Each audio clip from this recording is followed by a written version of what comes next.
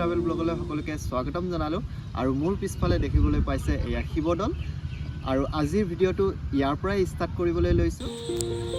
So guys আপোনালোকে দেখিবলৈ লৈছে ভাৰতৰ আটাইতকৈ ওখ আৰু প্ৰধান শিৱ মন্দিৰসমূহৰ ভিতৰত অন্যতম এটি মন্দিৰ শিৱদৌল আৰু এই মন্দিৰৰ বাহিৰতে চাকি বন্তিবোৰ জ্বলোৱা হয় দেখিবলৈ পাইছে। আৰু আমি যিহেতু 1টা বজাত আহি পাইছোঁ আৰু ইয়াতে 1টা বজাৰ পৰা 2টা বজালৈ ক্লোজ থাকে, তেনেহ'লে বলক আপোনালোকক শিৱদৌলৰ চাৰিওফালে থকা মন্দিৰসমূহ দৰ্শন কৰাওঁ। পোনপ্ৰথমে আপোনালোকক শিৱদৌলৰ বাওঁফালে থকা মন্দিৰ ভাগলৈ লৈ যাওঁ। তেনেহ'লে বলক, দেখিবলৈ পাইছে ইয়াতে বহিবলৈ খুব সুন্দৰ ব্যৱস্থা কৰা আছে দেখিবলৈ পাইছে। আৰু শিৱদৌলৰ নিচেই কাষতে এখনি বাগিচা দেখিবলৈ পালোঁ। সো তাৰে কিছু পৰিৱেশ আপোনালোকক দেখাবলৈ চেষ্টা কৰিছোঁ।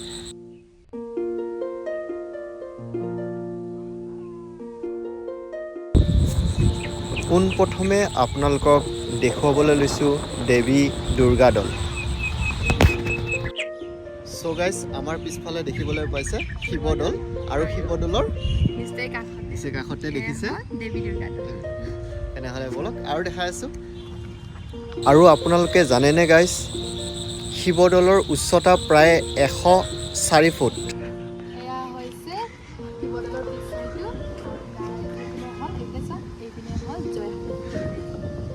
আমি ওচৰত গৈ আপোনালোকক জয়সাগৰ দেখুৱাম বাৰু।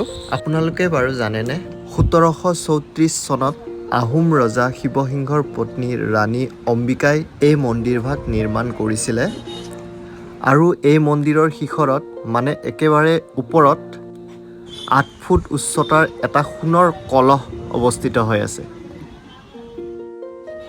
আৰু আপোনালোকে দেখিবলৈ পাইছে ইয়াৰ চাৰিওফালৰ পৰিৱেশ খুবেই সুন্দৰ।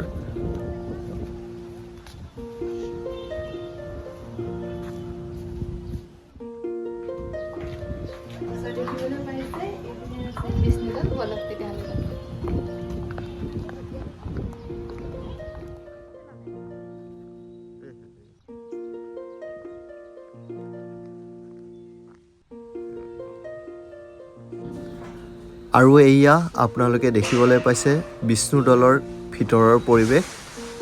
আৰু আমি বিষ্ণুদৌলৰ ভিতৰত বহু সংখ্য দেখিবলৈ পালোঁ। আপোনালোকে দেখিবলৈ পালে শিৱদৌলৰ চাৰিওফালৰ পৰিৱেশ।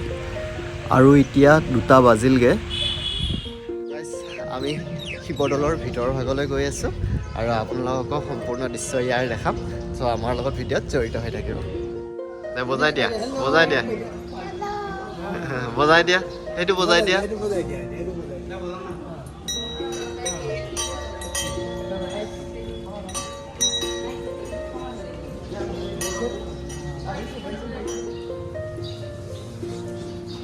আৰু আমি ক্ৰমান্বয়ে শিৱদৌলৰ ভিতৰ ভাগলৈ সোমাই গৈ আছোঁ।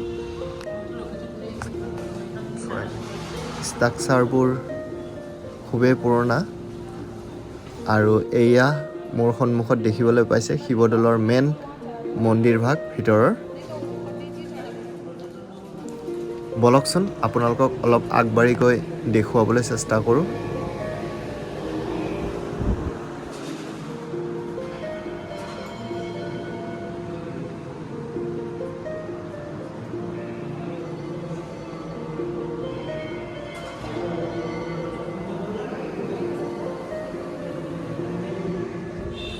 ধুনীয়া এটা বতাহ মাৰিছে দেখিবলৈ পাইছে।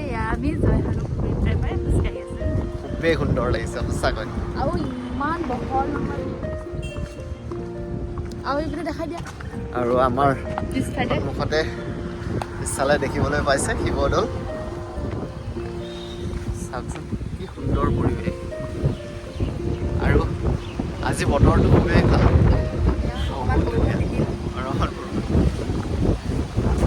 আৰু আগফালে দেখাইছোঁ খুবেই সুন্দৰ। আপোনালোকে বাৰু জানেনে এই জয়সাগৰ বৰপুখুৰীখনি আহোম স্বৰ্গদেউ ৰুদ্ৰসিংহই তেওঁৰ মাতৃ সতী জয়মতী কুঁৱৰীৰ স্মৃতিত নিৰ্মাণ কৰিছিলে। আৰু ইয়াতে নানান ধৰণৰ পক্ষী, হাঁহ আদি কৰি বহুতো মাছ দেখিবলৈ পোৱা যায়। আৰু গাইজ, এই জয়সাগৰ বৰপুখুৰীখনি 1697 খ্ৰীষ্টাব্দত মাত্ৰ 45 দিনৰ ভিতৰত নিৰ্মাণ কৰি উলিওৱা হৈছিল। কেনেকুৱা লাগিছে এইটো আহি? ধুনীয়া লাগিছে, ইমান ঠাণ্ডা ঠাণ্ডা মাৰি আছে।